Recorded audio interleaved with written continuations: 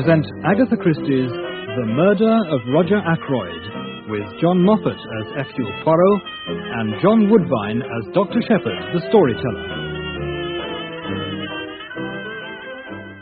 Mrs. Ferrers died on the night of the 16th to the 17th of September, a Thursday. I was sent for at 8 o'clock on the morning of Friday the 17th. There was nothing I could do. She had been dead some hours. It was just a few minutes after 9 when I reached home once more. Is that you, James? What are you doing out there? Just hanging up my overcoat. Why don't you come and get your breakfast? Just coming. You've had an early call? Yes, King's Paddock, Mrs. Ferrers. I know. How did you know? The milkman told me. Well? Bad business. Nothing to be done. What did she die of? Heart failure? She died of an overdose of Veronal. She's been taking it lately for sleeplessness. Must have taken too much. Nonsense. She took it on purpose. Now, why on earth should Mrs. Ferrers wish to commit suicide? A widow, still fairly young, very well off, and nothing to do but enjoy life. Now, what possible reason could Remorse. Remorse? Yes. You're always so preoccupied, tinkering about your electric gadgets. You don't notice what's going on under your nose. You never would believe me when I told her she poisoned her husband. I'm more than ever convinced of it now. She's been haunted by what she did. 10 to 1, just left a letter confessing everything. She didn't leave a letter of any kind. You thought she'd left something for Roger Ackroyd. After all, they were practically man and wife. Caroline. And who could blame them? I mean, after all, Mrs. Ackroyd died of drink, and Mrs. Ferrers, his husband, was an alcoholic. If his sister-in-law hadn't descended on him from Canada, they'd have been married by now. Now, where are you going? I'm going down to the village, Caroline. I've got better things to do than sit around here listening to gossip. Shepherd, just the man I wanted to get hold of. This is a terrible business. Now, you've heard then. I'm very sorry, Ackroyd. It's worse than you know. Look here, I've got to talk to you. Can you come back with me now? Hardly. I've got 3 patients to see, and I must be back by 12 to see to my surgery. Then dine with me tonight. My sister-in-law will be there, and Flora. Oh, and Hector Blunt's coming along. But I'll think of some excuse to get away from it. I must talk to you. I went home thoughtful, to find several patients waiting in the surgery. I had dismissed the last of them, as I thought, when I perceived one more patient, Ackroyd's housekeeper, Miss Russell. Good morning, Doctor. I should be much obliged if you'd look at my knee. I took a look, but I was very little wiser when I had done so. I prescribed some liniment, but she seemed inclined to linger. Not that I believe that anything would do me much good. I don't believe in all these drugs. Drugs do a lot of harm. Look at the cocaine habit. Suppose you are a slave of the drug habit. Is there any cure? I answered her as best I could, but for the life of me I couldn't understand what she was getting at.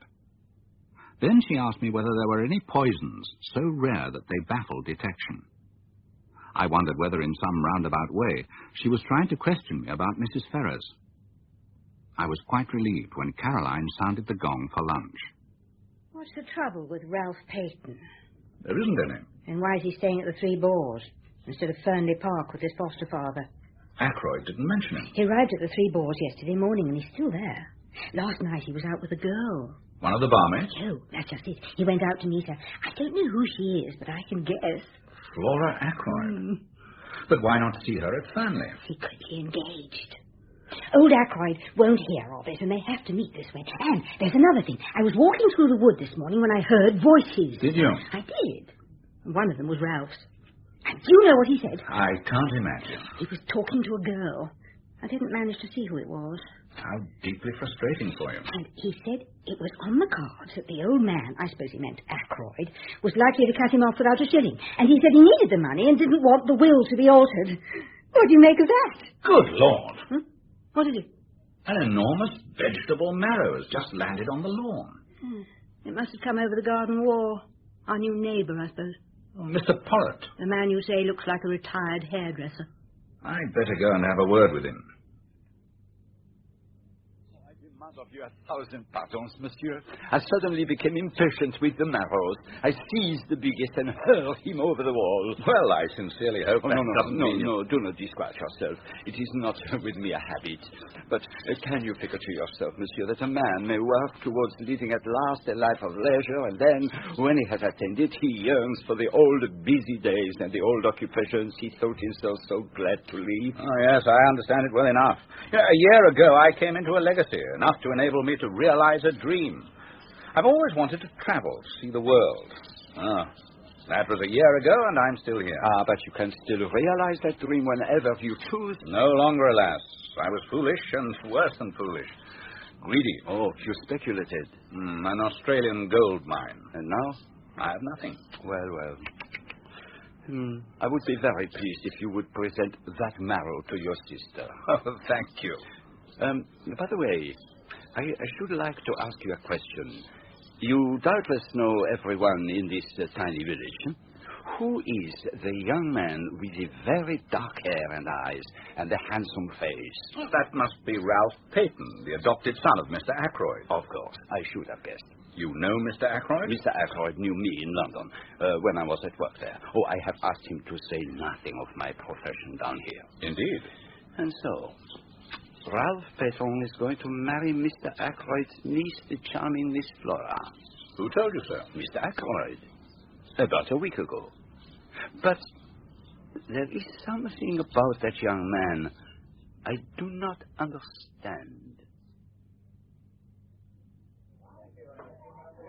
Hello, Sarah. Oh, hello. Do you know where I can find Mr. Peyton? Oh, he's just... Shepherd, glad to see you. One person I am glad to see in this infernal place. What's the place been doing to you? It's a long story. Things haven't been going very well with me, Doctor. Not to mince matters, I'm in the devil of a mess.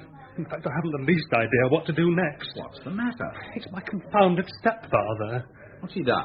He isn't what he's done yet, but what he's likely to do. I'm fairly up against it this time. It was just a few minutes before 7:30 when I reached Fernley Park. The night was such a fine one that I had preferred to come on foot. Parker, the butler, relieved me of my overcoat and then withdrew. Raymond, Ackroyd's secretary, was passing with a handful of papers. Good evening, Doctor. Coming to dine, or is this a professional call? Good evening, Raymond. I've brought the black bag just in case. I'm expecting a summons to a confinement. Why don't you go into the drawing room? You know the way. I must take these papers to Mr. Ackroyd. I'll tell him you're here. Just as I was turning the handle of the door into the drawing room, I noticed a sound from within. The shutting of a window, I took it to be. Oh, I was just coming out. Miss Russell, I'm afraid I'm a few minutes early. I don't think so. It's after 7:30. I must be going now. They'll all be down in a moment. I only came in here to see that the flowers were all right. My eye was caught by what I believe is called a silver table, the lid of which lifts, and through the glass of which you can see the contents. There were 1 or 2 pieces of old silver, a baby shoe that was said to have belonged to King Charles I, and some Chinese jade figures. Wanting to examine one of these more closely, I lifted the lid. It slipped through my fingers and fell. And that was the sound which I had heard. Admiring the family curios, Doctor. Flora, how lovely you look. I don't believe Charles I ever wore that nasty little thing at all. But you haven't congratulated me yet. Haven't you heard? Well, I have heard rumours. I'm going to marry Ralph. Uncle is very pleased. It keeps me in the family, you see. Excuse me, Miss Flora, Doctor, dinner is served. Dinner was not a cheerful affair. Ackroyd was visibly preoccupied. His sister-in-law gushed in an ice-cold way. Hector Blunt looked as if he'd rather be out on the veldt shooting big game. And Flora was unusually silent. When the meal was over, Ackroyd slipped his arm through mine and led me off to his study. Bring your bag with you. Then they'll think it's a professional consultation. Make sure the window's closed, will you? And put the latch across. Closed and latched. Now, what on earth's the matter? Come here and sit down. No one can hear us, can they? No, the door's closed. What's the trouble? Shepherd, you attended Ashley Ferrers in his last illness, didn't you? Yes, I did. Did it ever enter your head that he might have been poisoned? I'll tell you the truth. At the time, I had no suspicions whatever, but since... Well, it was mere idle talk of my sister's that first put the idea into my head. He was poisoned. Who by? His wife. How do you know that? She told me so herself. When? Yesterday. Oh, my God, yesterday. It seems 10 years ago. I want your advice, but in absolute confidence, of course. I can't carry the weight of all this by myself. Why don't you tell me the whole story? How did Mrs. Ferrers come to make this confession to you? 3 months ago, I asked her to marry me, and she refused. I asked her again, and she consented, but wouldn't allow me to make the engagement public until her year of mourning was up. Yesterday, I called upon her to remind her that it was a year and 3 weeks since her husband's death. And without the least warning, she broke down, completely. She told me everything, her hatred of her brute of a husband, her growing love for me, and the dreadful means she had taken. Poison. Oh, my God. I'm very sorry. It must have been terrible for you. It seems that there is one person who has known all along, who has been blackmailing her for huge sums. It was the strain of that which drove her nearly mad. Who was the man? She wouldn't tell me his name. She asked me for 24 hours, made me promise to do nothing until the end of that time. She told me that I would hear from her. It never entered my head what she meant to do. Suicide. But the responsibility for her death doesn't lie at your door. The question is, what am I to do now? How am I to get hold of that scoundrel who drove her to her death as surely as if he'd killed her? Is he to go scot-free? You mean you want to hunt him down? I'm convinced that by deliberately choosing death, she wanted the whole thing to come out, if only to be revenged on the man who drove her to desperation. Yes? Who is it? The Evening Post, sir. Yes, thank you, Parker. This is her writing. She must have gone out and posted it last night, just before she... Read it. My dear, my very dear Roger, a life calls for a life. Shepard, forgive me, but I must read this alone. It was meant for my eyes and my eyes only. At least read it through while I'm here. No, I'd rather wait. Well, at least read the name of the man. I'm sorry, Shepard. No. And so I left him there, with the letter still unread. I hesitated with my hand on the door handle, looking back and wondering if there was anything I had left undone. I told Parker that his master did not wish to be disturbed, and stepped out into the night. The clock of the village church was striking 9 as I passed through the lodge gates.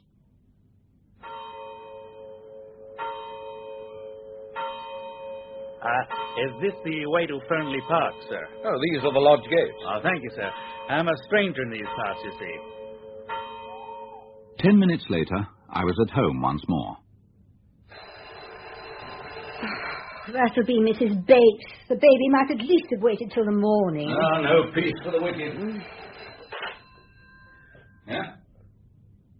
What did you say? What? Certainly, I'll come at once. What is it, James? That was Parker telephoning from Fernley. They've just found Roger Ackroyd. Murdered.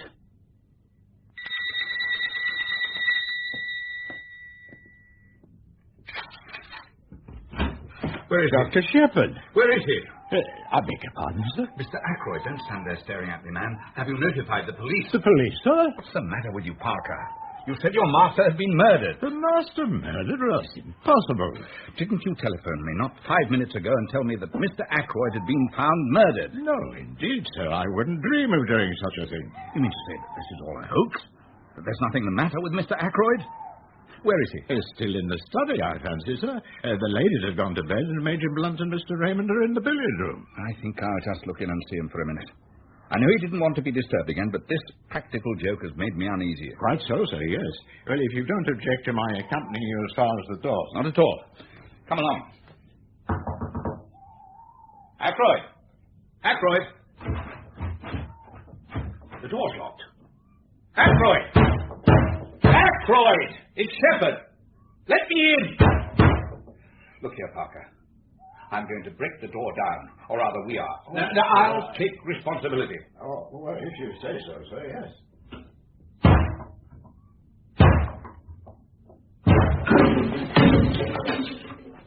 Oh, my God. There's a dagger in the back of his neck. Don't touch it. You must go at once to the telephone and ring up the police station. Tell them what has happened. A bad business, Doctor. No possibility of accident or suicide? None whatever. You say you had a telephone message from the butler. A message I never sent. I've not been near the telephone the whole evening. Very odd, that. Did it sound like Parker's voice, Doctor? Well, I can't say I noticed. I took it for granted, you see. And how long do you think he's been dead? Half an hour at least, perhaps longer. And the door was locked on the inside. What about the window? I closed and bolted it earlier this evening at Mr. Ackroyd's request. Well, it's open now, anyway. This is the way he went, all right, and got in. See the footmarks? Rubber studs in the shoes, plain as a pikestaff. Has anyone seen any suspicious-looking strangers hanging about? Mr. Raymond, have you? No, as a matter of fact, I have. I met a man this evening just as I was turning out of the gates. He asked me the way to Fernley Park. And what time would that be? Just 9 o'clock. I heard the church clock. And did he come here, Parker? No, sir, no. No one has been to the house at all this evening. Except through the window. When was Mr. Ackroyd last seen alive? Oh, probably by me, when I left at around 10 minutes to 9. He told me he didn't wish to be disturbed, and I repeated the order to Parker. Just so, sir, yes. Mr. Ackroyd was certainly alive at 9:30, for I heard his voice in here talking. Who was he talking to, Mr. Raymond? At the time, I took it that it was Dr. Shepherd who was with him, but now it appears that the doctor had already left. You didn't happen to catch any of the conversation, did you? I did catch just a fragment, and it struck me as distinctly odd. He said something like, the calls on my purse have been so frequent of late that I feel it is impossible for me to accede to your request. A demand for money. It could be that we have here a very important clue. Still, one thing's clear. Mr. Ackroyd was alive and well at 9:30. If you'll excuse me, sir, Miss Flora saw him after that. Miss Flora? Yes, sir, yes, about 9:45, that would be. I was bringing a tray with whiskey and soda when Miss Flora, who was just coming out of this room, you see, she stopped me and she said her uncle didn't want to be disturbed. I must see Miss Ackroyd at once, but I don't want to worry her about the murder just yet. Ask her to come to the billiard room, would you? I don't understand. What has happened? I mean, what do you want me to tell you? It's just this, Miss Ackroyd. Parker says you came out of your uncle's study at about 9:45. Is that right? Quite right. I'd been to say good night to him. Do you mind telling us what passed between you and your uncle? I went in to say good night and kissed him. And he said something about my frock looking nice. And then he told me to run away as he was busy.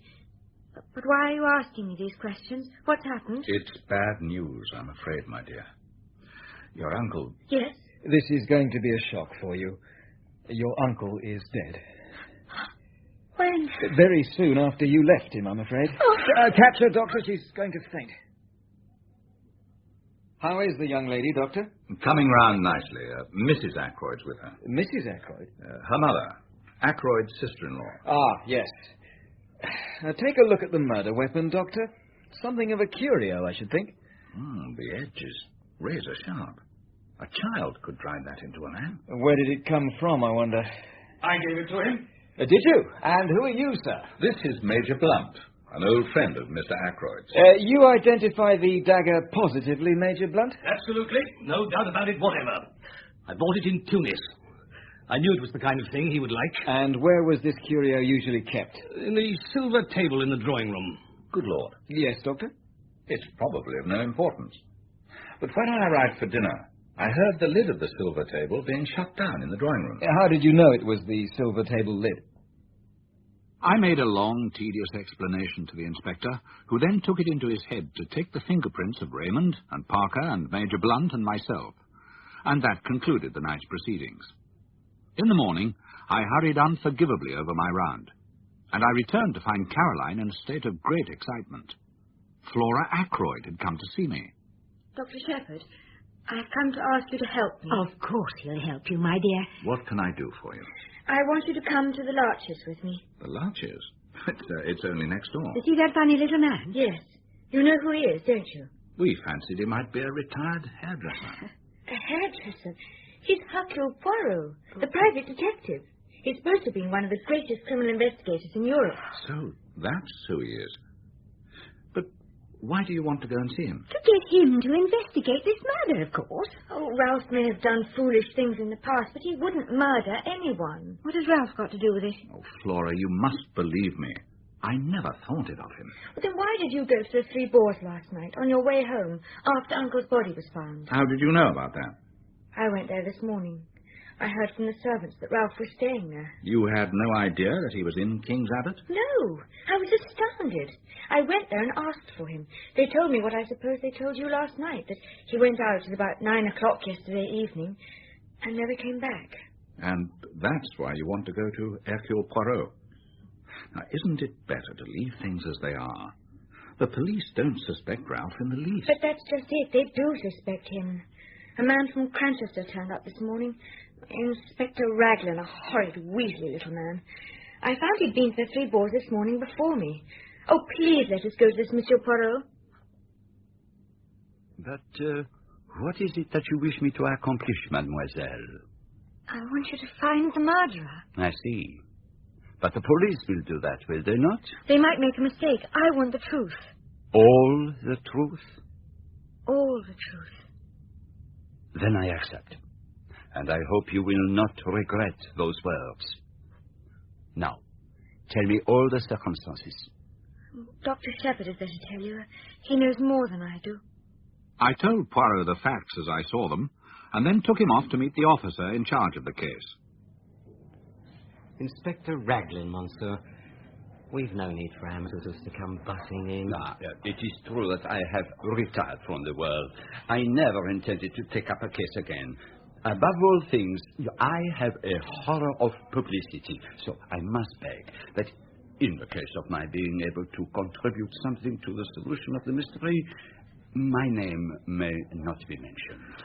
Well, of course, I've heard you've had some very remarkable successes. I have had much experience, and I admire enormously your English police. If you would permit me to assist you, I would be honored and flattered. Then I'd better tell you about the latest development, Mr. Poirot. We've been able to fingerprint all those present in the house at the time of the murder, and none of their prints correspond to what we found on the murder weapon. And those of Captain Ralph Patron? I see you don't let the grass grow under your feet, Mr. Poirot. It'll be a pleasure to work with you, I'm sure. We're going to take that young gentleman's fingerprints as soon as we can lay hands upon him. What have you got against Mr. Peyton, Inspector? He went out just on 9 o'clock last night. Was seen in the neighbourhood of Fernley Park somewhere about 9:30. Not been seen since. Believed to be in serious money difficulties. I've got a pair of his shoes here. Shoes with rubber studs on them. He had 2 pairs, almost exactly alike. I'm going up there now to compare them with the footmarks found at the window. Care to come along to the scene of the crime, Mr. Poirot? And this is where the body was found? In this chair, yes. And this letter you spoke of, where was it when you left the room? Mr. Ackroyd had laid it down on this little table at his right hand. And apart from the letter being missing, everything was in its place? Yes, I think so. There was a fire in the grate, I see. When you found Mr. Ackroyd, how was the fire? Was it low? I really can't say. Perhaps... Could you ring for the butler, Doctor? Yes, of course. Now, tell me, Monsieur le Docteur, when you broke down the door, was the hilt of the dagger plainly visible from the door? Yes. Both you and Parker could see it at once? Yes. The bell rang, sir. Come in, Parker. This gentleman wants to ask you something. When you broke down the door with Dr. Shepherd last night and found your master dead, what was the state of the fire? It had burned very low, sir. It was almost out. Look around you, my good Parker. Is this room exactly as it was then? The curtains were drawn, sir, and the electric light was on. Anything else? Yes, sir, yes. The chair to the left of the door was drawn out a little more. Just show me. Yes. The chair was facing the door. Yes, sir, yes. Voilà, ce qui est curieux. No one would want to sit in a chair in such a position, I fancy. Now, who pushed it back into place again, I wonder? Did you, my friend? No, sir. I was too upset with seeing the master. Did you, Doctor? Can't help you, I'm afraid. Curious. Well, surely it isn't important. No, it is completely unimportant. That is why it is so interesting. Will that be all, sir? Yes, Papa, for the moment. Yes. Thank you. I wish you'd tell me about your methods, Monsieur Poirot. The point about the fire, for instance. Oh, that was very simple. You leave Mr. Ackroyd at 10 minutes to 9, was it not? Yes, exactly, I should say. Now, the window at that time is closed and bolted, and the door unlocked. At 10:15, when the body is discovered, the door is locked, and the window is open. Who opened it? Well, clearly only Mr. Ackroyd himself could have done so, and for one of two reasons. Either because he was unbearably hot, or because he admitted someone that way. Now, we know from the excellent Parker that the fire was nearly out. So, he must have opened the window to let someone in, someone known to him, since he had previously shown himself uneasy on the subject of that same window. Put like that, it sounds so simple. Here is the good Inspector Davis. That telephone call has been traced. It did not come from here. It was put through to Dr. Shepherd at 10:15 last night from a public call box at King's Abbot Station. And at 10:23, the night mail leaves for Liverpool. And there's precious little chance of anyone being noticed telephoning at that time of night. But why telephone at all? That's what I find so extraordinary. Seems no rhyme or reason in the thing. Be sure, Inspector, there was a reason. But what reason could it be? When we know that, we shall know everything. This case is very curious and very interesting.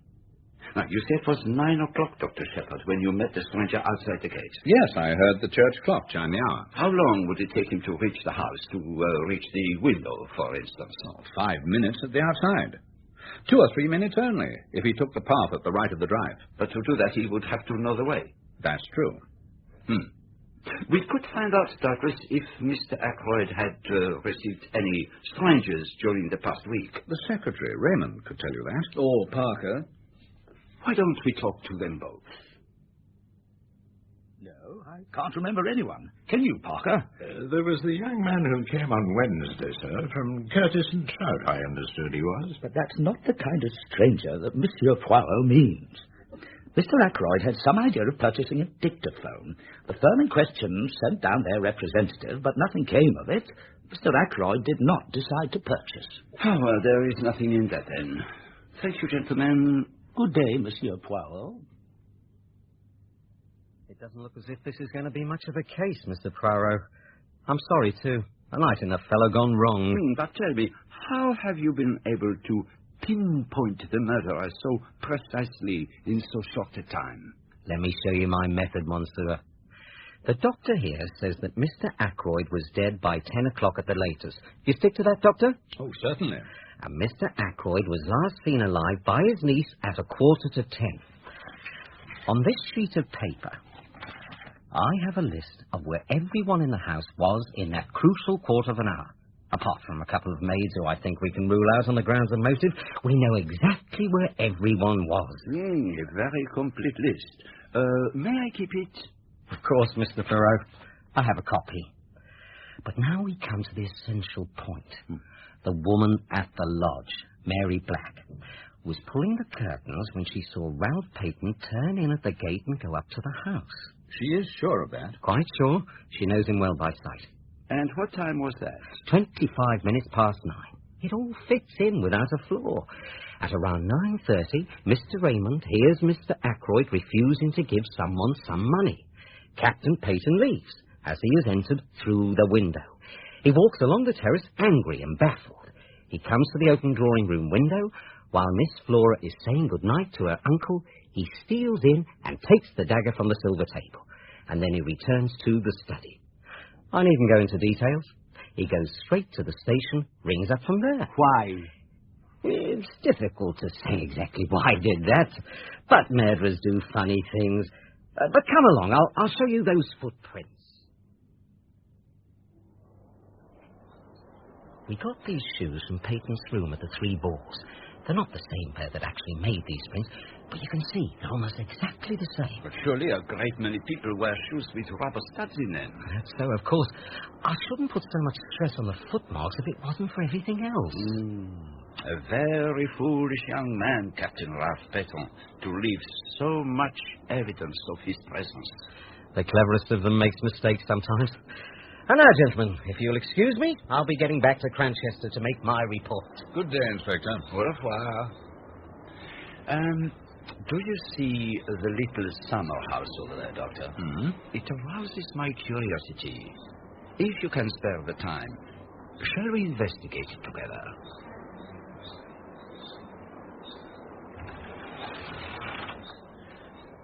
It doesn't look as if we're going to find anything interesting in here.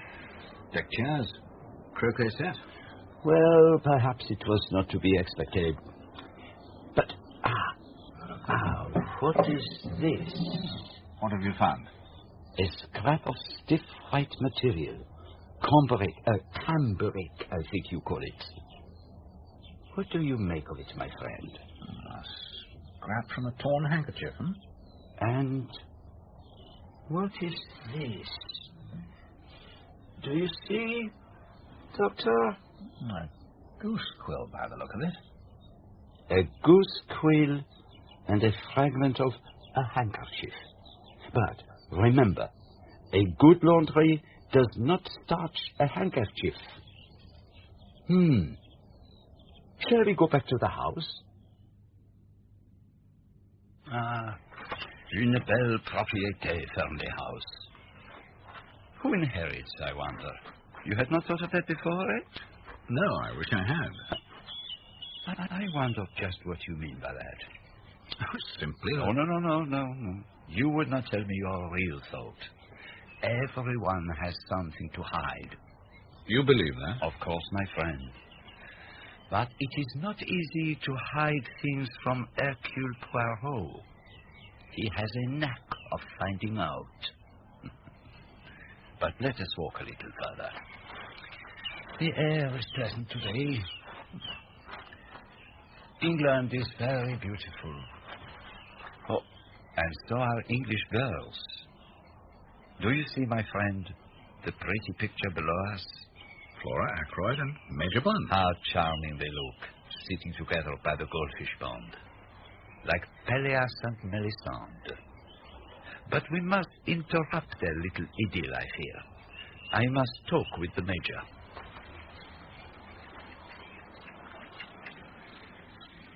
Flora. Hello. Major. This is Monsieur Hercule Poirot, Hector. I expect you've heard of him. And I know Major Blunt by reputation from his exploits in Africa. I'm glad that I've encountered you, monsieur. I am in need of some information that you can give me. Only too glad to be of assistance. When did you last see Mr. Ackroyd alive? The dinner. And you neither saw nor heard anything of him after that? Didn't see him. Heard his voice. Oh, pardon me, what time was that? About 9:30. I was walking up and down smoking in front of the drawing room window. I heard Ackroyd talking in his study. To whom was he talking? I haven't the faintest idea. I only heard Ackroyd's voice. Can you remember what the words were? I'm afraid I can't. Something quite ordinary and unimportant. I didn't give it much attention. Oh, I thought I saw a woman disappearing into the bushes. Just a gleam of white, you know. I must have been mistaken. That is most interesting. Thank you, Major. Nearly lunchtime. We'd better be getting back. Oh, you will lunch with us, Monsieur Poirot? I should like you to meet my mother. You'll stay too, won't you, Doctor? I'd be happy to, and I shall be delighted. Oh, we'll see you in a few minutes, then. What hair. The real gold. They will make a pretty pair. She and the handsome Captain Peton. And there is something gold that glistens in the water. Do you see, Doctor? There, among the weeds. What have you found? A wedding ring. And there is something written inside it. From R. March 30th. is Monsieur Poirot, Mother. I told you about him this morning. Oh, yes, he is to find Ralph, is he not?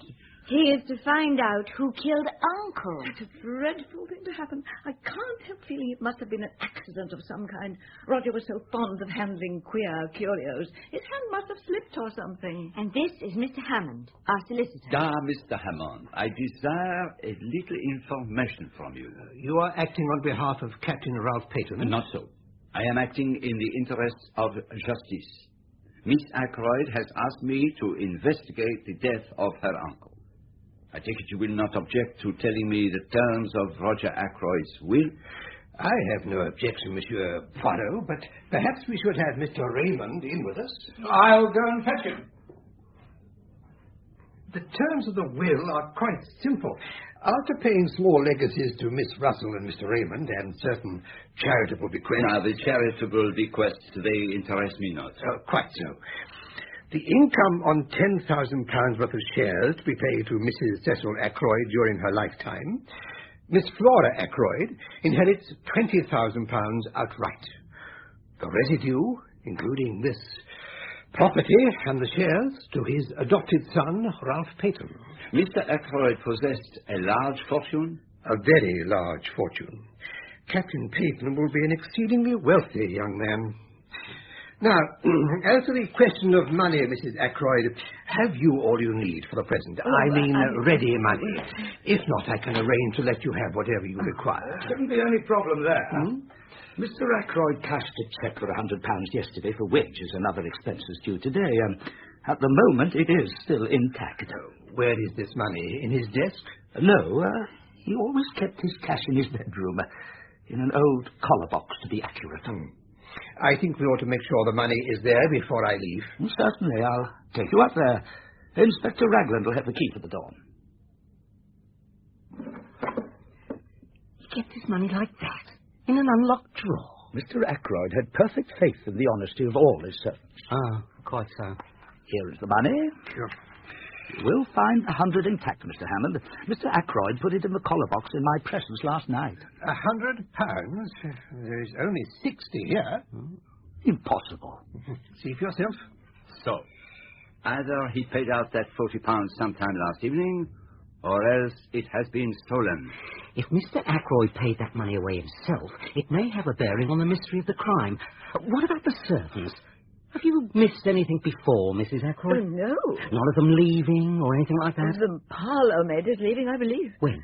She gave notice yesterday. Any idea why? No, I have nothing to do with the servants. Miss Russell attends to household matters. Then perhaps Miss Russell will be good enough to arrange for us to have a word with her. We will leave the questioning to Inspector Ragland, my dear doctor. Yes, of course. As you were born, Inspector. I understand you are leaving, Miss Bourne. Yes, sir. Why is that? I disarranged some papers on Mr. Ackroyd's desk. He was very angry about it and said I had better leave. Were you up in Mr. Ackroyd's bedroom at all last night? Tidying up or anything? No, sir. That is the housemaid's work. I never went near that part of the house. I must tell you, my girl, that a large sum of money is missing from Mr. Ackroyd's room. I know nothing about any money. If you think I took it and that is why Mr. Ackroyd dismissed me, you're wrong. I am not accusing you of anything, my girl. Don't flare up, sir. Excuse me. It was yesterday afternoon that Mr. Ackroyd dismissed you. How long did the interview last? I don't know. 20 minutes? Half an hour? It's something like that. Not longer? Not longer than half an hour, certainly. Thank you, mademoiselle. That'll do, Miss Bourne. Good day, Inspector. Has she been here long? Have you got a copy of the references? Yes, I should have it here. Here you are, Inspector. Thank you. Reads all right. Mrs. Richard Folliott, Marby Grange, Marby. Know anything about her? Quite good county people. Thank you, Miss Russell. I think that'll be all for now. Very well. Perhaps you would be so kind as to keep me company on the way home, Doctor. Do you really wish to aid me? To take part in this investigation? Yes, indeed. Would it be possible for you to go to Marby tomorrow, say? Tomorrow's Sunday. Yes, I could manage it. What do you want me to do there? See this Mrs. Folliot, who wrote the reference. Find out all you can about Ursula Bourne. Oh, very well. But I don't much care for the job. Oh, please, help me, Doctor. A man's life may depend on it. My little outing to Marby yielded nothing. Mrs. Folliot looked uncomfortable and ill at ease when I mentioned the name of Ursula Bourne, and would tell me nothing about her beyond the fact that she had worked there for a time and was capable and satisfactory. Whatever the mystery centering round Ursula Bourne might be, I was not going to learn it through Mrs. Folliot. When I arrived home, Caroline had that look of suppressed exultation on her face which I know only too well. Poirot had paid a call on her. It seems he has an insane nephew and is trying to find somewhere local where he can be treated. Why he should have thought Caroline could help him, I cannot imagine. Unfortunately, he managed to worm out of her the conversation she overheard in the wood that night. I fear it will only help Raglan to tighten the noose round Ralph Peyton's neck. He looks bad, Mr. Poirot. If only we had Captain Peyton's fingerprints. At least we'd know whether they were the ones on the dagger. Monsieur l'Inspecteur, beware of the blind... the little street that has no end. Oh, you mean a blind alley? Ah, that is it. So it may be with those fingerprints. Come now, you've got to admit that those prints were made by someone who was in the house that night. Bien entendu. You have not overlooked anyone? No one. The quick or the dead? The quick? You mean? The dead. I am suggesting that the fingerprints on the dagger handle are those of Mr. Ackroyd himself, that the murderer closed his dead victim's hand rather than the dagger handle. Well, it's an idea. I'll look into it. But don't you be disappointed if nothing comes of it. No. Another time I must be more careful of his amour-propre. And now, my friend, there is something I would like you to arrange for me. A little family reunion round the table. Ackroyd's sister-in-law, Flora, Major Blunt, Mr. Raymond, and, of course, yourself. It sounds more like a ghastly board meeting, but I'll do my best. In about half an hour?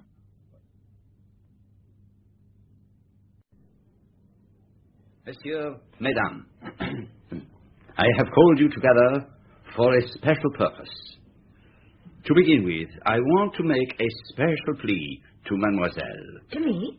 Mademoiselle, you are engaged to Captain Ralph Peyton. If anyone is in his confidence, you are. Will you not trust me and tell me where he is hiding? Mr. Poirot, I swear to you that I have no idea of where Ralph is, and that I have neither seen him nor heard from him, either on the day of the murder or since. Bien, that is that. Now, I appeal to the others who sit round this table. If you know where Ralph Peyton is hiding, speak out. Understand this? I mean to arrive at the truth. I mean to know. And I shall know, in spite of you all. How do you mean, in spite of us all? Every one of you in this room is concealing something from me. It may be something unimportant, trivial, which is supposed to have no bearing on the case, but there it is. Each of you has something to hide. Come now. Am I right? I am also. I appeal to you all. Tell me the truth. Will no one speak? C'est dommage. I wish you'd tell me what you really think of it all. You have seen what I have seen. Should not our ideas be the same? I'm afraid you're laughing at me. I've no experience in matters of this kind, and I'm trying to keep a journal of the case. Are you, Doctor? You must let me have a look at it. Very well, then. The first thing is to get a clear history of what happened that evening, always bearing in mind that the person who speaks may be lying. So, first, Dr. Shepherd leaves the house at 10 minutes to 9. How do I know that? Because I told you so. And you might not be speaking the truth. But Parker confirms it, and we accept your statement. At 9 o'clock, you run into a man just outside the park gates. How do I know that it is so? I told you so. Ah, you know that it is so. But how am I to know? So, I talk around the village, and the maid of Miss Gannett says she met your mysterious stranger inquiring for Fernley Park a few minutes before you did. And the barmaid at the Three Boars says he had a drink there, and he mentioned having just come over from the States. Did it strike you that he had an American accent? Come to think of it, yes, he had. So, we accept your stranger. And there is also this, which, you remember, I picked up in the summer house. Oh, the little quill. And you know that feathers like this are used to sniff drugs. It is a method used by drug addicts in the United States of America. So, you're suggesting that the stranger went to the summer house to meet somebody. But who was that somebody? Exactly the question. Now, another point. What did you think of the parlour-maid story? Does it take half an hour to dismiss a servant? You bewilder me. And there is still the mystery of the telephone call and the pushed-out chair. Do you really think the latter important? Oh, perhaps not. I will not press the point. Tell me instead, what were Ralph Breton's reasons for disappearing? I can only think that his nerve must have failed him. Yes, that is true, but we must not lose sight of one thing. I know what you're going to say. Motive. Ralph Peyton inherits a great fortune by his uncle's death. That is one motive. But do you realize there are 3 separate motives staring us in the face? Somebody stole the envelope containing evidence of the blackmailer's identity. Was that why Ackroyd was killed? And was Peyton the blackmailer? And then there is the fact that he was in some scrape which he feared might reach his uncle's ears. Well, put like that, the case does seem black against him. Does it? 3 motives? It is almost too much. I am inclined to believe that, after all, Ralph Peyton is innocent. After that talk with Poirot, the affair seemed to me to enter on a different phase. Up till the Monday evening, I had played Watson to his Holmes. After then, our ways diverged, and Poirot was busy on his own account. But that challenge of his to the company round the table had its effect, as I was soon to discover. On Tuesday morning, I had a summons from Ackroyd's sister-in-law. I thought, Doctor, that you might explain it all to Monsieur Poirot, because it's so difficult for a foreigner to see our point of view, and you don't know what I had to contend with. Every slightest bill I ran up had to be gone over with Roger, as if he had a few miserly hundreds a year, instead of being one of the wealthiest men in these parts. And then I got these letters, abusive letters, threatening letters, and so I wanted to know how I stood. I expected that Roger would provide for me in his will, but I didn't know. And then, on Friday afternoon... Yes, on Friday afternoon. Everyone seemed to be out, so I went into Roger's study. There was nothing underhand about it. He'd left his keys in the lock of the top drawer of his desk. So you searched the desk. Did you find the will? As I got to the bottom drawer, the parlour-maid Bourne came in. Of course, I shut the drawer and called her attention to a few specks of dust on the surface, but I didn't like the way she looked. I never have liked that girl very much. Too well educated, for one thing. And what happened next? Nothing. At least Roger came in, and I told him I'd come in to get punch. Bourne stayed behind, and I heard her asking Roger if she could speak to him for a minute. I went straight up to my room to lie down. Bourne may have made some extraordinary story out of it all. You will explain to Monsieur Poirot, won't you? But my curiosity about the parlour-maid had been awakened. She was in the hall, and I could see that she'd been crying. I'll get your coat, sir. How is it that you told us that Mr. Ackroyd sent for you, when I now hear that it was you who asked to speak to him? I meant to leave in any case. Excuse me, sir. Is there any news of Captain Peyton? None that I know of. He ought to come back. Does no one know where he is? Do you? I know nothing. But anyone who was a friend to him would tell him this. He ought to come back. I thought I had better report all this to Poirot. But he had a new bee in his bonnet. He was obsessed by the colour of Ralph Peyton's boots. He had asked Caroline to find out for him, as the boot boy at the Three Boars had reported that they were black.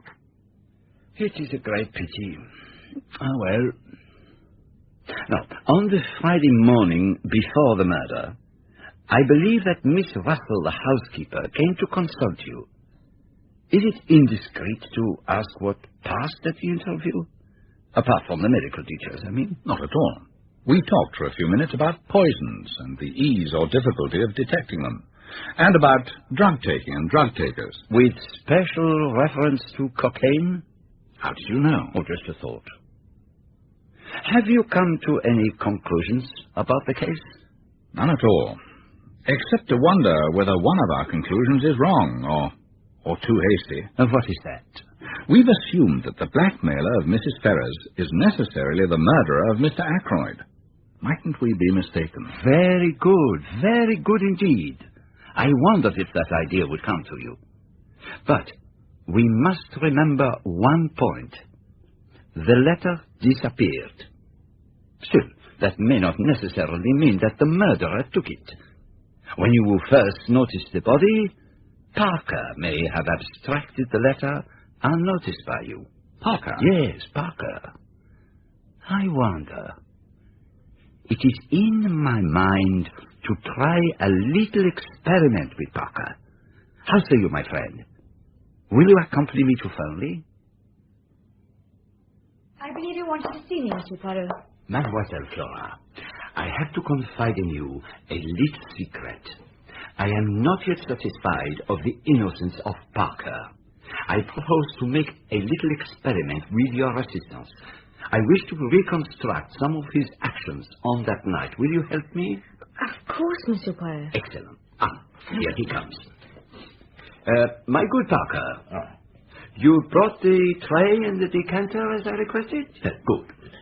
Now, I wish you to aid me in a little experiment. I have placed a colleague on the terrace outside the study.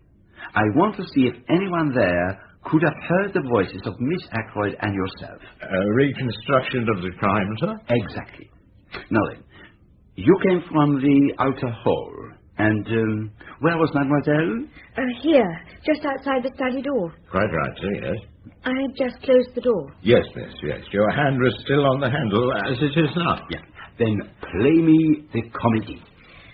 Oh, Parker, Mr. Ackroyd doesn't want to be disturbed again tonight. Is that right?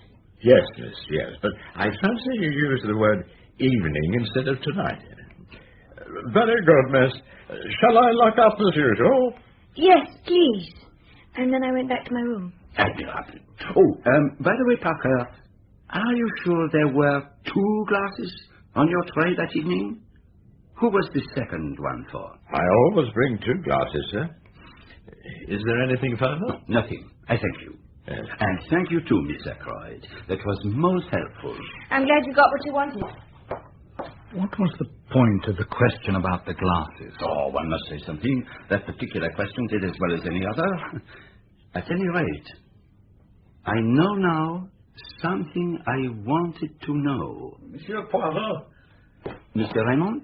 Received a call from the police. A man has been detained at Liverpool. His name is Charles Kent, and he is believed to be the stranger who visited Thurley that night. They want you and Dr. Shepherd to go to Liverpool. Well, my dear doctor, is this the man? The hack's the same, and as far as general appearance goes, it might well be the man in question. Look, what the hell is all this? I demand to know why I'm being detained here. What am I supposed to have done? It is the man. I recognize the voice. And where do you suppose you heard it before? On Friday evening last, outside the gates of Fernley Park. You asked me the way there. Do you admit it, Mr. Kent? I admit nothing, and I'll say nothing until I know why you're holding me. Have you not read the papers in the last few days? You mean the murder, I suppose. You're surely not trying to pin that on me. You were there that night. And how do you know that? By this goose quill. It is yours, I think. You dropped it in the summer house that night. So I was there. Tell me this, though. According to the papers, the man was killed between 9:45 and 10 o'clock. Is that so? That is so. Then you've nothing to keep me here for. I was away from Fernley Park by 9:25. You can ask at a pub called the Dog and Whistle out on the Prenticer Road. I was there at 9:45.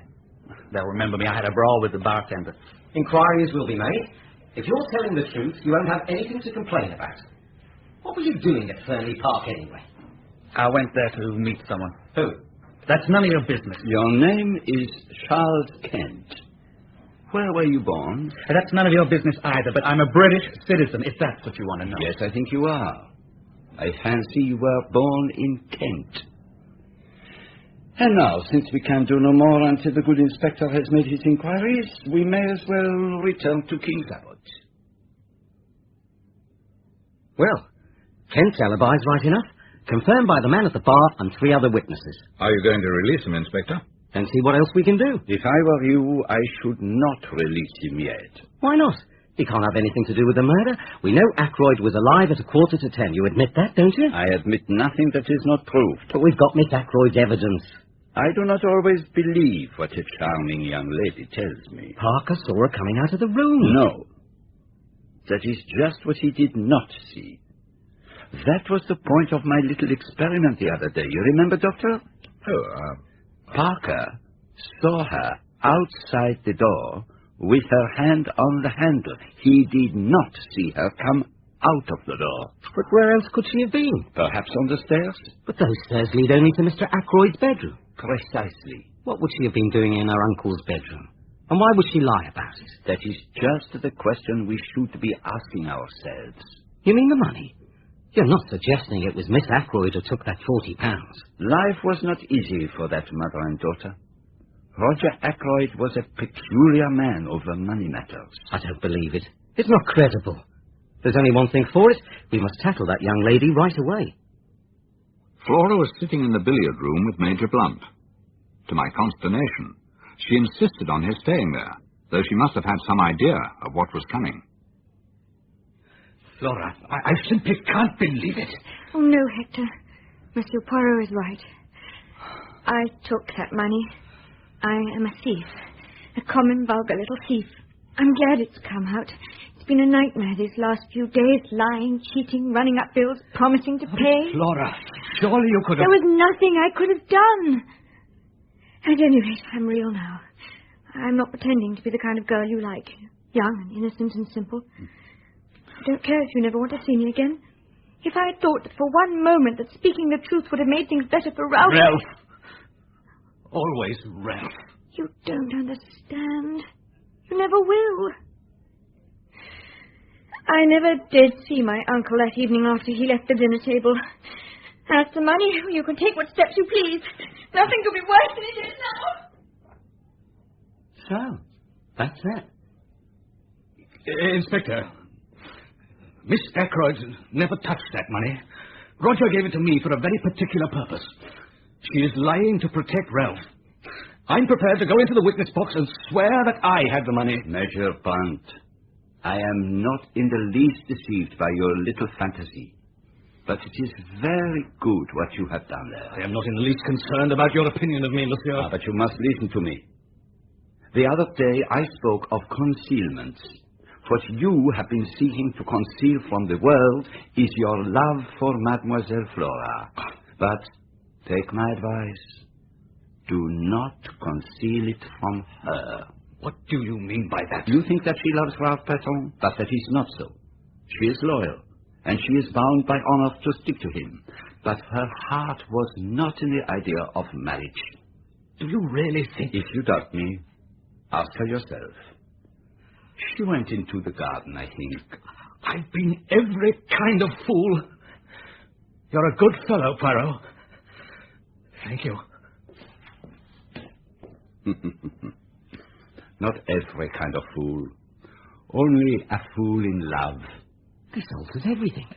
All those alibis are worthless. 9:30, that's the time we've got to hang on to now. You were quite right about not releasing that man, Kent. He could certainly have done the murder and got to the dog and whistle if he ran. But he couldn't have made the telephone call. Why do we always come up against that telephone call? Why, indeed. It is curious. I mustn't waste any more time. I must find out precisely what everyone was doing from 9:30. The good inspector is going to have a busy time. Now, my dear doctor, there is something I want you to do. I want you to send a note to Miss Russell and make a time for her to come to your surgery. Whatever for? Because I want to talk to her without the whole village knowing. And if she comes to your surgery, no one will suspect, least of all the good lady herself. So long as I am allowed to be present. But naturally, your own surgery. And now, I have a little surprise for you. Read this. The police have for some days been seeking for Captain Ralph Peyton, the nephew of Mr. Ackroyd of Park, whose death occurred under such tragic circumstances last Friday. Captain Peyton has been found at Liverpool, where he was on the point of embarking for America. But it's not true. He's not in Liverpool. No, he has not been found at Liverpool. I managed to persuade the inspector to send this to the press for tomorrow's papers. I assured him that very interesting results would follow. That beats me what you expect to get out of that. You should employ your little grey cells. And now, if you would be good enough to do me that little favor? Oh, yes, the message from Miss Russell. Sir, I'm very curious to know what you're up to. Miss Russell, Charles Kent has been arrested at Liverpool. Well, what of it? I thought you might be interested, that is all. Why should I be? Who is this Charles Kent? He is a man, mademoiselle, who was seen at Fernley on the night of the murder. We want to know what he was doing there, who it was he went to meet. He didn't kill Ackroyd. He never went near the study. He didn't do it. You must believe me. I do believe you. But I had to make you speak.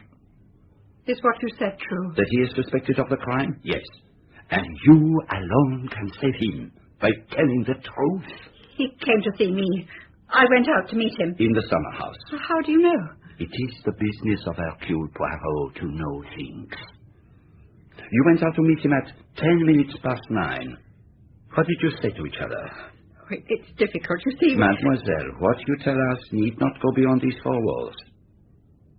Charles Kent is your son, is he not? Good Lord.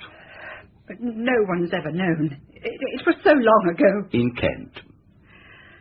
I was not married. I got work. I managed to pay for his board and lodging.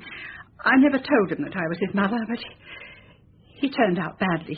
He drank, and then he took to drugs. I scraped together the money for his passage to Canada. He was there for 2 years, and then somehow or other he found out that I was his mother, and he wrote asking for money. Finally, I heard from him, back in this country again. He was coming to see me at Fernley. So you arranged to see him in the summer house? I dared not let him come up to the house. I brought with me all the money I had, and I gave it to him. But he was very rough and abusive. What time did he leave? It must have been between 20 and 29 minutes past 9. It was not yet past when I got back to the house. Which way did he go? By the way he came. The path to the lodge gates. I think that is all. The paragraph, inspired by Poirot, duly appeared in our daily paper the next day. I was in the dark as to its purpose, but its effect on Caroline was immense. I knew he'd try to get away to America. That's what Crippen did. Without much success. Poor boy, and now they've caught him. Well, there's one person who's reacted pretty quickly. And who is that? Flora Ackroyd. She's engaged to Hector Blunt. But Mr. Poirot is here. He's sure to know all about it. Good day, Doctor. I have a little commission for you, my friend. Don't worry, I'll go. I want to arrange a little conference this evening at my house. You will attend, will you not? Of course. I also need all those in the house. That is to say, Mrs. Ackroyd, Mademoiselle Flora, Major Blunt, Mr. Raymond. You will ask them, yes? With pleasure.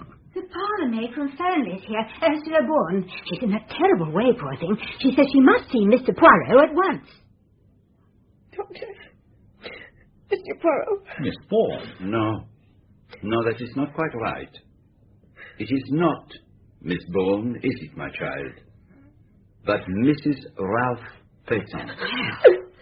Oh, there, my dear. It'll be all right. You'll see, everything will be all right. It is very weak and silly of me. No, my child. We can all realize the strain of this last week. It must have been a terrible ordeal. I saw this in the paper this morning. It says that Ralph has been arrested, so I need not pretend any longer. All the same, I think you will do well to make a clean breast of things.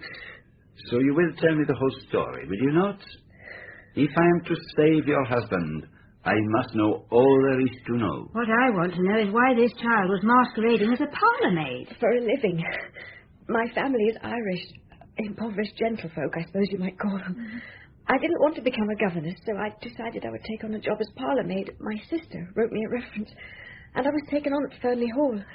I enjoyed the work, and I had plenty of time for myself.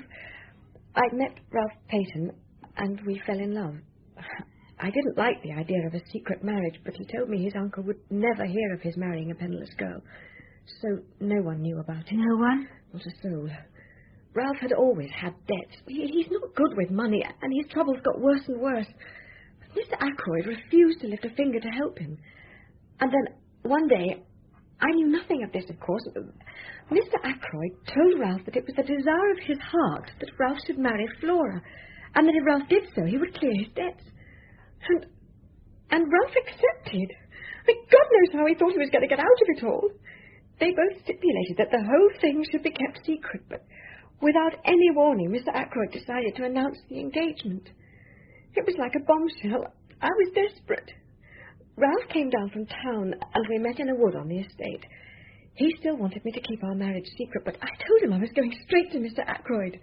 We had a terrible row and parted. You poor soul. So I went to Mr. Ackroyd, and he was very angry and very bitter, mainly against Ralph, but also against me, because he was convinced that I had deliberately set out to trap Ralph. That evening I met Ralph again in the little summer house. He accused me of ruining his relationship with his foster father. I told him he was a coward and a cheat. And we parted. And then I heard that Mr. Ackroyd had been murdered. And since that night I have neither seen nor heard from Ralph. Mademoiselle, what time was it when you parted from Ralph Peyton in the summer house? This is something I've gone over and over again in my mind. I reached the summer house at 27 minutes to 10. Ralph was waiting for me. I was with him for a few minutes. No longer. It was 10:15 when I got back to the house. Who left the summer house first? I did. Leaving Ralph Peyton there? Yes. But you don't think... It is of no importance what I think. Where did you go? Up to my room. And stayed there until... About 10 o'clock. Is there anyone who can prove that? Prove that I was in my room? But surely no one... Thinks that it was you who entered by the window and stabbed Mr. Ackroyd as he sat in his chair? Yes. They might think just that. Oh, God! Don't worry, my dear. Mr. Poirot doesn't think that, really. As for that husband of yours, I don't think much of him. Running away and leaving you to face the music. This evening I shall want Madame to attend my little reunion. 9 o'clock at my house. It is most necessary that she should be there. Mrs. Ackroyd, Miss Flora Ackroyd, Major Blunt, Mr. Geoffrey Raymond, Mrs. Ralph Peyton, John Parker, Elizabeth Russell. All present and correct. Every one of you had the opportunity to kill Mr. Ackroyd. I don't like it. I would much prefer to go home. You cannot go home, madame, until you have heard what I have to say. I will start at the beginning. When Miss Ackroyd asked me to investigate the case, I went to Fernley Park with Dr. Shepherd. My eye was caught by a little summer house, and I searched it carefully. There I found two things, a scrap of starched cambric and an empty goose quill. The scrap of cambric immediately suggested a maid's apron, and I noticed from Inspector Ragland's list that one of the maids, Ursula Bourne, had no real alibi. The quill suggested a taker of drugs, and Dr. Shepherd had encountered a stranger with an American accent. Was this the man who Ursula Bourne had met in the summer house? But then I began to suspect that there had been two meetings in the summer house that night, and I discovered that Dr. Shepherd's mysterious stranger had in fact come to Fernley to meet Miss Russell, the housekeeper. Who then did Ursula Bourne come to meet?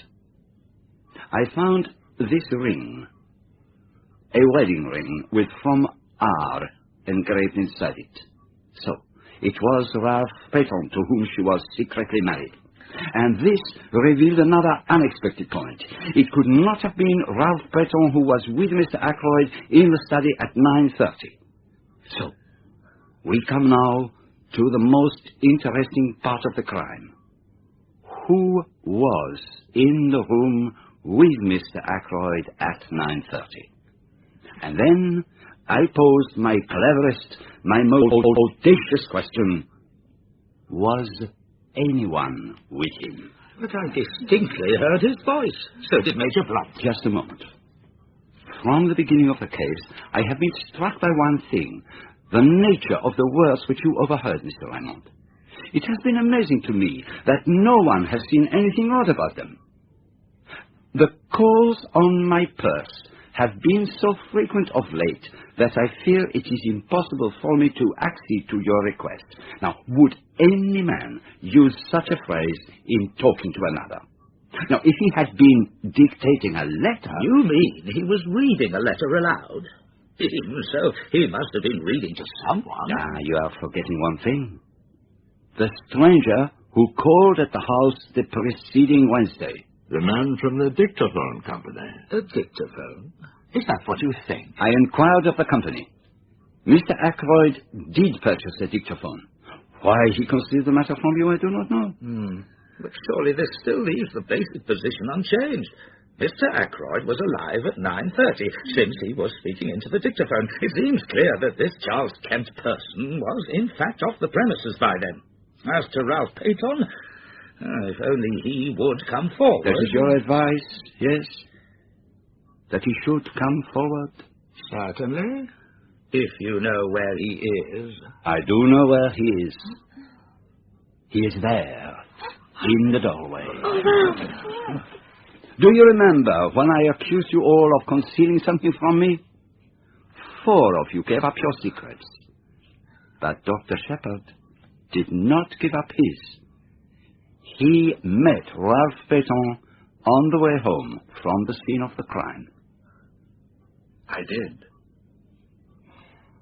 I told him that suspicion was bound to fall on him, or if not on him, on the girl he loved. I realized that the only thing I could do was to go into hiding. And Dr. Shepherd said he thought he could find somewhere for me. And so he did. It took me some time to work out where. A hotel? No. Lodgings? Even more emphatically, no. And then I saw a home for the mentally unfit. I invent a nephew with mental trouble. I consult Mademoiselle Shepherd as to suitable homes. And in a very little time, I find Captain Peyton. Dr. Shepherd has been very loyal, but I now see that I should have come forward and faced the music. But you see, in that home, I knew nothing of what was going on. What did happen that night? You know it already.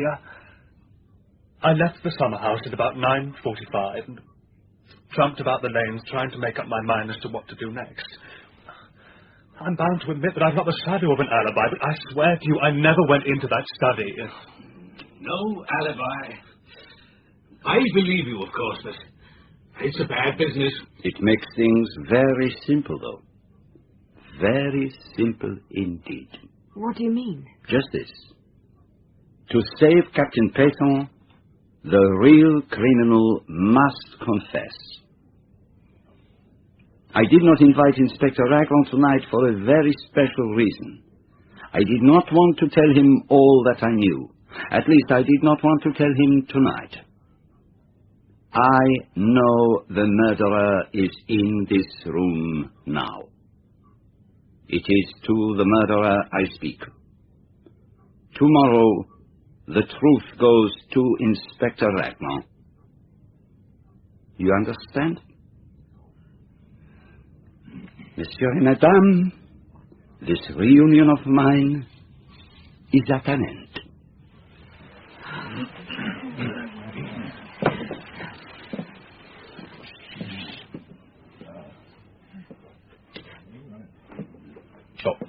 Stay a moment, Doctor. I would like to talk to you. Certainly.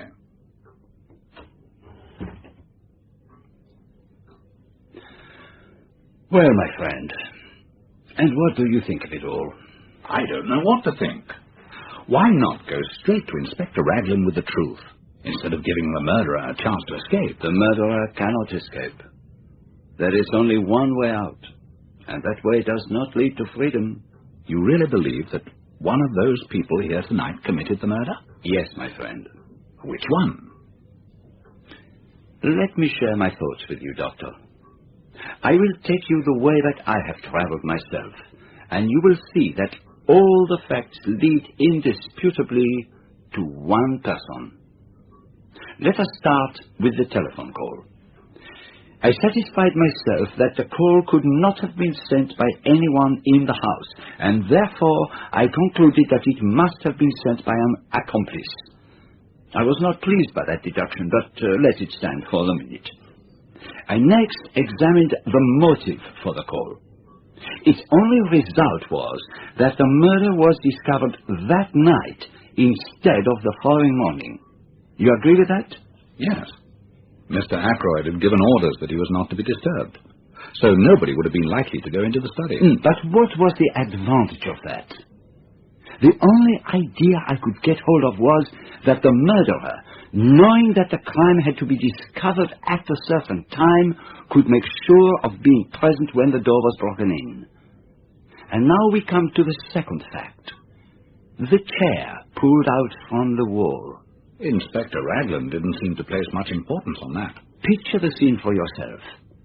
The chair stood in a direct line between the door and the window. The window? But I soon abandoned that supposition because the chair concealed very little. But what it did conceal was a little table with magazines on it. Supposing that there had been something on that table not intended to be seen. Something placed there by the murderer. But what could that have been? Now, we know that a dictaphone was supplied to Mr. Ackroyd. Why was no dictaphone found? I never thought of that. So, it was the dictaphone. But a dictaphone cannot be slipped casually into the pocket. There must have been a receptacle capable of holding it. So, the figure of the murderer is taking shape. A person who was on the scene of the crime straight away, but who might not have been if the crime had been discovered the following morning. A person carrying a receptacle into which the dictaphone might be fitted. But why remove the dictaphone? What was the point? You are like Mr. Raymond. You take it for granted that what was heard at 9:30 was Mr. Ackroyd speaking into a dictaphone. But consider a minute. You dictate into it, and at some later time, a typist turns it on, and the voice speaks again. You mean? Yes. At 9:30, Mr. Ackroyd was already dead. It was the dictaphone speaking, not the man. And the murderer switched it on. Or had attached to it some mechanical device to set it off at a particular time. Now we come to the footprints on the window ledge. Two conclusions were open to me. They might really have been made by Ralph Peton, or they were made by somebody deliberately trying to throw suspicion onto him. Now, one pair of Peton's shoes had been obtained from the three boars by the police, and I found out that he had two pairs. If my theory was correct, the murderer must have been wearing the other pair. But if that was so, then Peton must have had some other kind of footwear. That was why I asked your sister to find out about Peton's boots. But it was the color. No. That was to obscure my reason for asking. And the first question I asked Peton when I found him was what he was wearing on his feet that night. And he replied at once that he had worn boots. Now there is one further point. The murderer must have had the opportunity to take the dagger from the silver table. But anyone might have done so. Oh, yeah, possibly. But let us look at the figure we are building up. A person who was at the Three Boars earlier that day, who could have taken Peton's shoes. A person who knew Ackroyd well enough to know about the dictaphone. A person who had the opportunity to take the dagger. A person who had the study to himself for a few minutes after the crime was discovered, and who had with him a receptacle for hiding the dictaphone, such as a black bag. In fact, yourself, my dear doctor. You're mad. No, I am not mad. What on earth had I to gain by murdering Ackroyd? Safety. It was you who blackmailed Mrs. Ferrars. Who could have had a better knowledge of what killed her husband than the doctor attending him? When you spoke to me that first day in the garden, you mentioned a legacy. But that was your way of accounting for the £20,000 you exacted from Mrs. Ferrars. You lost most of it in speculation, and then you put the screw on too hard, and Mrs. Ferrars took a way out that you had not expected. If Mr. Ackroyd had learned the truth, he would have had no mercy on you. You were ruined forever. And the telephone call? You can explain that, I suppose. I will confess to you that it was actually my greatest stumbling block when I found that a call had actually been put through to you from King's Apple Station. And then, when I came to see your sister that morning you were over at Marby, I inquired what patients you had had on that fatal Friday. Among your patients that morning was the steward of an American liner, the Orion. Who more suitable than he to be leaving for Liverpool that evening? But on what pretext did you get him to phone through to you from King's Apple Station? I sent a wireless message to the steward of the Orion asking him a certain question. This is his reply. Dr. Shepherd asked me to leave a note at a patient's house. I was to ring him up from the station with the reply. The reply was, no answer. It was a clever idea. The call was genuine. Your sister saw you take it. But there was only one man's word as to what was actually said. Your own. And so what happens now? Remember what I said. The truth goes to Inspector Raglan in the morning. But for the sake of your good sister, I am willing to give you the chance of another way out. There might be, for instance, an overdose of a sleeping draught. You comprehend me? Captain Ralph Peton must be cleared. I suggest you finish that journal of yours.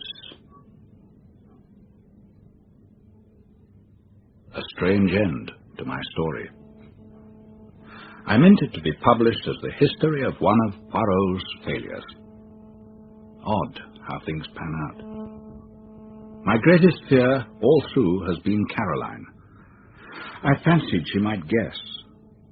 Well, she will never know the truth. There is, as Poirot said, one way out. What shall it be? Verano? It would be a kind of poetic justice. Not that I take any responsibility for Mrs. Ferrars' death. It was the direct consequence of her own actions. I feel no pity for her. I have no pity for myself either.